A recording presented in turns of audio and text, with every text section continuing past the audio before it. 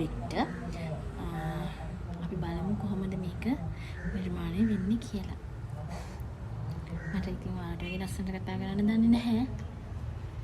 හරි බලමු.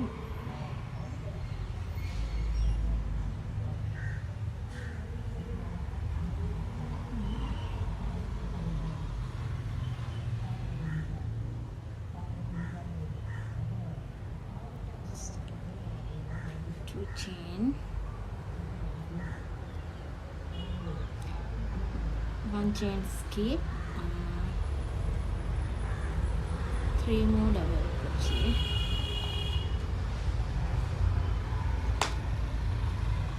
සමහර සිංහල වචන වලට වඩා ඉංග්‍රීසි වචන ලේසි කියලා හිතෙනවා. දැන් ඉතින් ඔයගොල්ලෝ මට බයින්න එපා. තමන්ගේ භාෂාව අමතක කරලා වෙන භාෂාවකින් කතා කරන්න පිස්සු ගෑණියෙක් කියලා. හරිද? මම ඉතින් ඒක නිකන් කිව්වේ.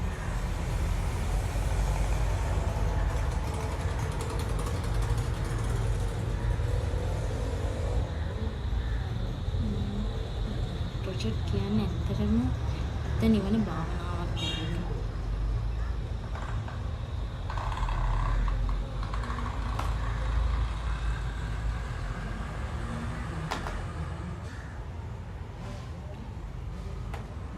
ගෙදර නිකන් ඉද්දී විනෝදාංශයට වගේ පටන් ගත්ත